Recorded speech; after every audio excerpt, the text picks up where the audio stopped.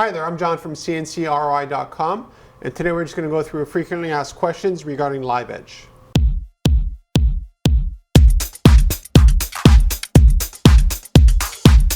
Is the live edge actually kiln dried?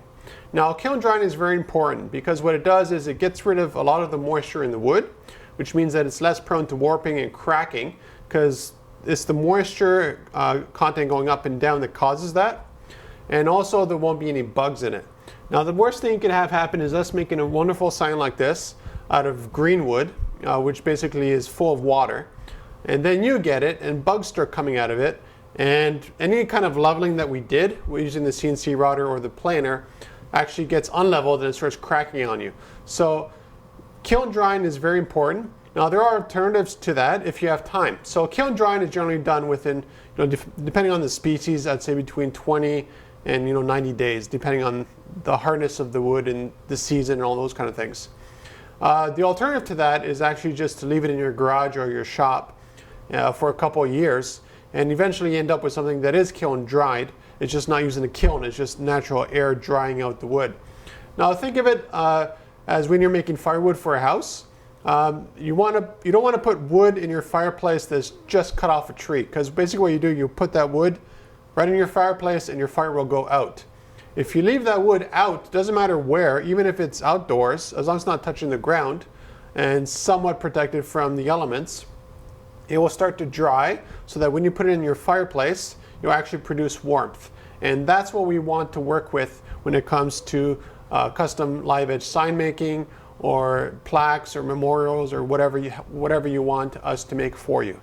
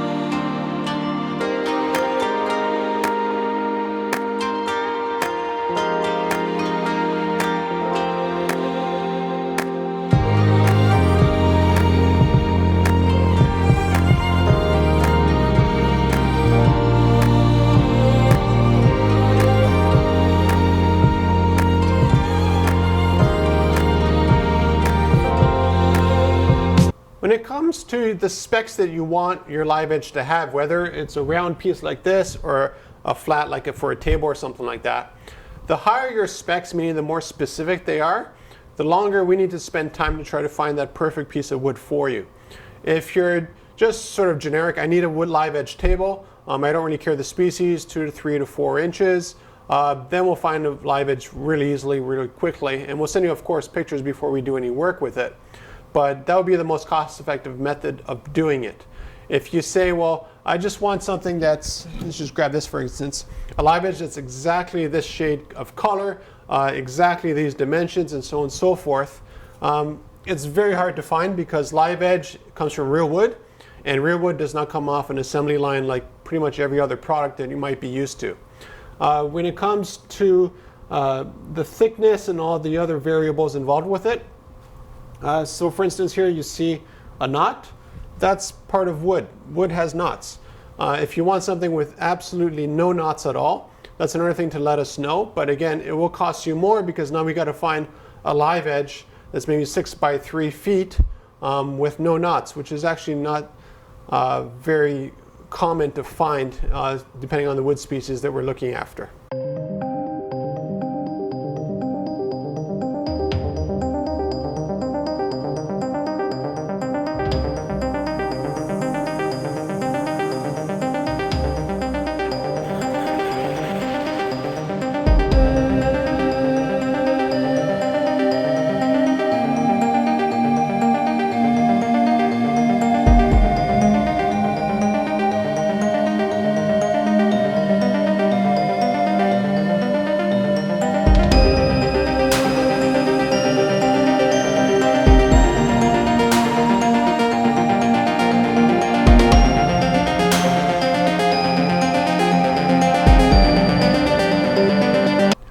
edge availability really depends on the seasons and what trees have fallen during that season. So there is a bit of a lead time if you want something very specific. Let's say you want a mahogany live edge table. That's going to take longer to sort of source and find the exact one that you want compared to, let's say, just a generic pine or walnut or oak, for instance. Another thing to keep in mind is that if you find a piece of wood out in the field somewhere and you send it to us, just let me know ahead of time, because then I would run it through a metal detector. The last thing I want to do with this big machine here is run it through a nail and have basically a bullet flying through the shop. I still double check some of the live edge that we do get if I'm not sure as to the source, just to make sure there's no steel, metal. Again, that steel can be from anything. It could be from old chain link fence that the tree grew over and around.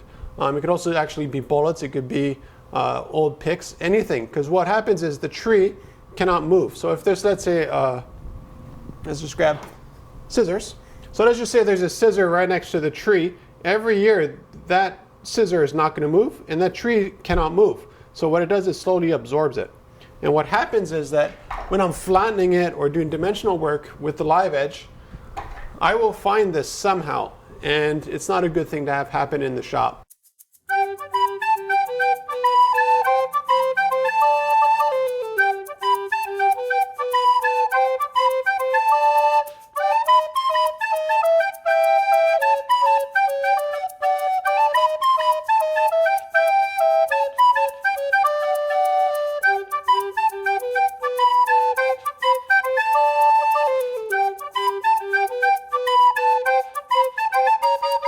There's generally two options regarding bark. Either you like the bark and we keep it, or we take the bark off.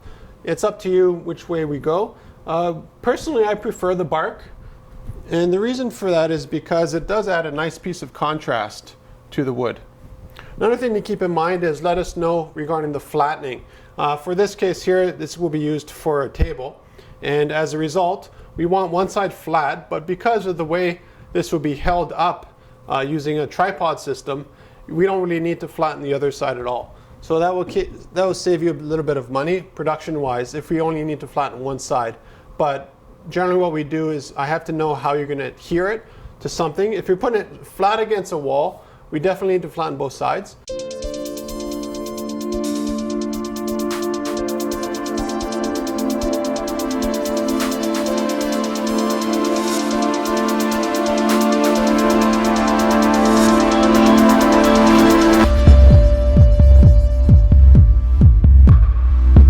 Something you want to keep in mind is perspective when it comes to the thickness of the live edge.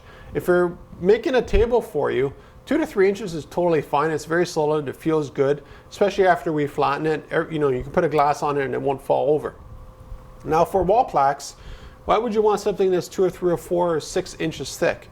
It just doesn't make sense. It just overpowers any room you put it into, and it costs a lot to ship.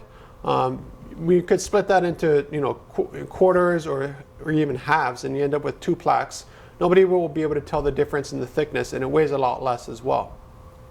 When it comes to the options regarding engraving on the surface, there's a few different options. One is after we flatten, we just change the bit if needed, depending on the design on the CNC router, and carve out your information.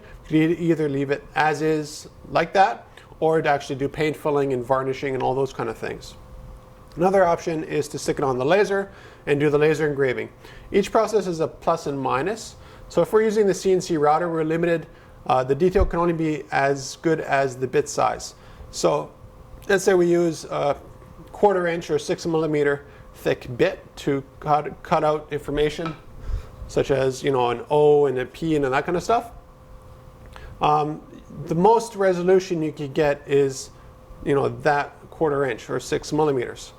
Now, if we use the laser engraver, we can go, you know, down to fractions of an inch or millimeters because we're not limited by bit. But then again, when regarding the thickness of the engraving, what you'll notice is for the laser, it actually follows the grain. You can see the grain pattern there in the laser engraving.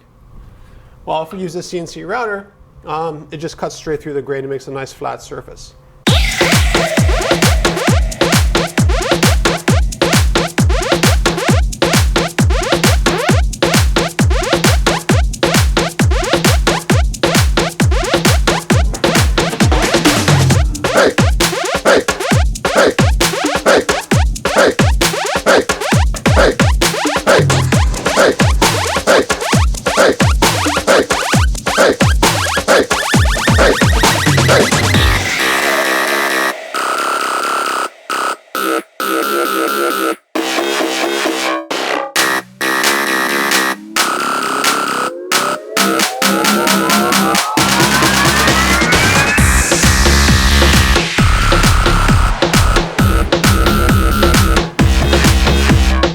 lot of different species. Like there's mahogany, oak, walnut, pine. It never really ends. But there's also different materials such as corian. Corian itself has, I think, last time I counted, is like 125 different colors. So corian is something we can also work with to make custom signage. There's also lamecoids, plastics, plywood, 2x4s, whatever you want, dimensional lumber. So when you have a custom sign requirement, just be sure to tell us how many of those signs that you need. If you have them drawn out, even if it's just a sketch, that helps greatly. And it also helps to give me an idea of the budget.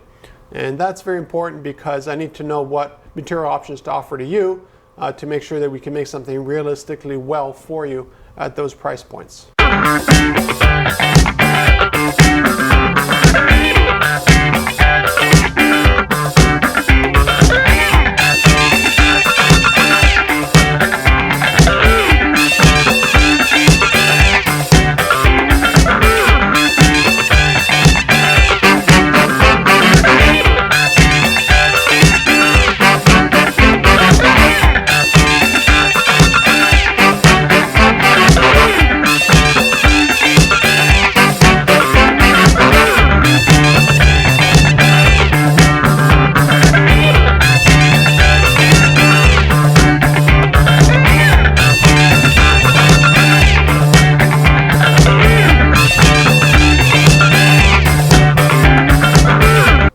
Customers have noticed that there's a pattern in the flattening of the wood that we use. For instance, here you can see a square pattern all the way around.